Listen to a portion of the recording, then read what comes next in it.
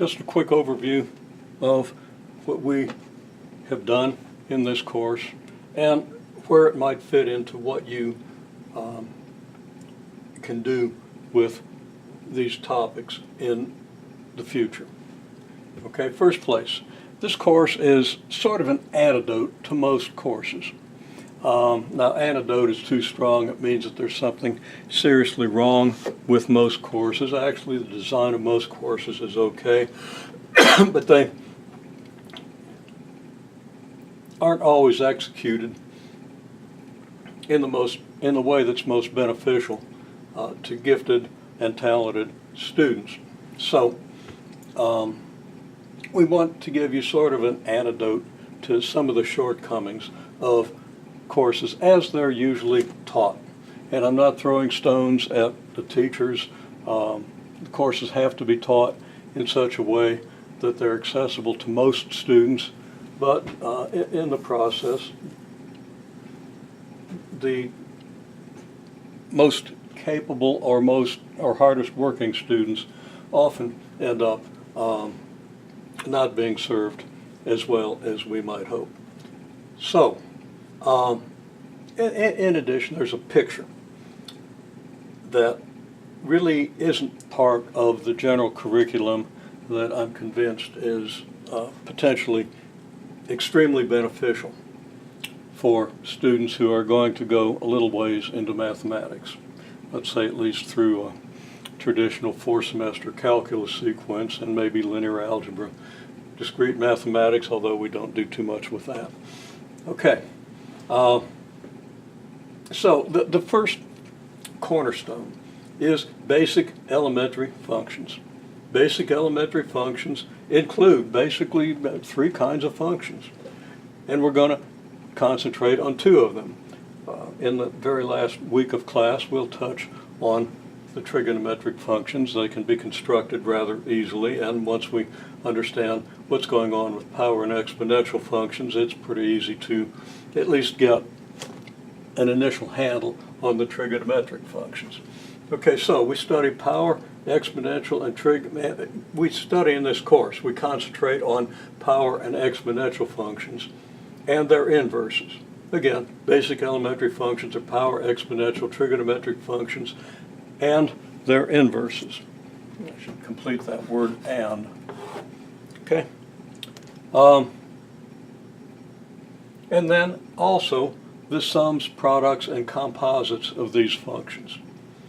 Okay, we generalize the elementary functions, and generally the sums, products, and composites of the elementary functions are generally regarded as elementary functions. So we'll see how to do things with power and exponential functions. We're not going to do much algebraic analysis on trigonometric functions, but we will probably, in the last week, learn to construct them, which is actually fairly simple. Okay, by construction. Okay, well, let's say that just talking about power and exponential functions, but much of what we're saying here can apply to trigonometric functions as well. These functions have geometric properties and they have algebraic properties. And the 2 are closely related, and really one of the things we want to do is be able to connect the geometric properties of the functions with their algebraic properties. And one of the things that happens in most courses is the geometric properties of the functions just get pushed off to the side, and we concentrate on the algebraic properties. The algebraic properties are extremely powerful, but they're often applied in a vacuum. Typically, a student will come out of a pre-calculus course. Good heavens. Geometric? I transposed 2 letters there. That's a little scary. I'm sorry. I got sidetracked. Most students will come out of a pre-calculus course where you study these functions with no idea that this is what it was all about. No overall picture and no understanding of geometric properties. And this is a little strange because people have come out of geometry courses, which of course in my opinion have serious shortcomings. But they come out of these courses with very little geometric understanding of these functions, and again, without any understanding of the classification. We want you to come out of this course understanding this classification and understanding geometric properties. You will see the algebraic properties. Hopefully the geometric properties will give you something to relate them to. Now we're going to do quite a bit with the algebraic properties and the relationships. But we'd get to the geometric definitions of graphs, compass and straight edge, construction of at least a selected set, and actually what constitutes a dense set of those functions. Okay, so there's one of the main things that we want to focus on. These things apply in the real world. Elementary functions can be used to analyze things that we've observed in class, the behavior of a pendulum, the behavior of water flowing from a hole in the side of a uniform cylinder, temperature, approach to room temperature. We've observed all these things and we've tried to relate the graphs. And then things like population growth, compound interest, diffusion, waves. I've got that in parentheses because we probably won't have time to do very much with it, but everything that we're doing can lead us to an understanding of certain central aspects of waves, the spread of ideas in a culture, okay, spread of ideas in a population, the spread of epidemics. Now, ideas aren't necessarily epidemics, although sometimes I'm tempted to wonder. Population cycles in an ecosystem. You might have a predator and prey, and their populations tend to be cyclic, and we can see a little bit about why. And then physics and engineering. Okay, all these things involve elementary functions. Sometimes they involve other kinds of functions, but almost all of undergraduate mathematics and applied mathematics, at least up to a certain point, is built on elementary functions, power, exponential, trigonometric functions, their inverses, and combinations. Then we have combinatorics in statistics.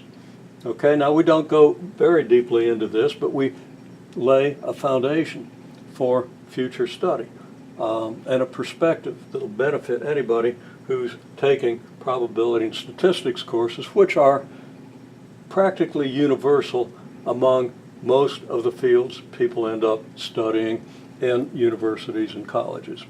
So we just start with the idea of what happens with coin flips and with normal curves. Now, by this time in the course, because I'm addressing this both to somebody who hasn't had the course and to somebody who is approaching their final exam in less than 24 hours, we should understand. Okay, we should understand this scheme: power and exponential functions, pendulum, water flow, temperature approach, how we could graph those things, test whether these things are power or exponential functions, and many of the algebraic and geometric properties. Okay, then with coin flips and normal curves, we get into the idea of, well, I'm not going to detail the definition of combinatorics or statistics, but we get into this, and we construct a normal curve based on the histograms we get from analyzing coin flips. We also learn how to inductively determine the number of possible outcomes for the flips of, let's say, 10 coins if we know the information for 9 coins, that sort of thing. Normal curve, properties of the normal curve, and we'll explore further how this is applied. Okay, matrix algebra, which is based in this course just on the sane Demented model, which, of course, if you're seeing this, you don't know what that really means. It means you got 1,000 people, let's say, a certain number are sane, a certain number are demented, and then every week a certain percent of the sane become demented, a certain percent of the demented become sane. Fairly simple model that can be modeled with a matrix. Bug diffusion, a bunch of bugs on trees, and every day, 10% of the bugs in each tree migrate to each of the neighbors, what happens to the overall population configuration. The idea of a transition matrix that can that can model either this or this, and the idea of population vectors. Okay, so you've seen all this. You haven't seen some of these. I've underlined the applications that we've seen, but you've done stuff that's going to make these applications very easy. Okay, and then the idea of difference equations. I'm not going to discuss that too much right now, but we'll see that in subsequent videos.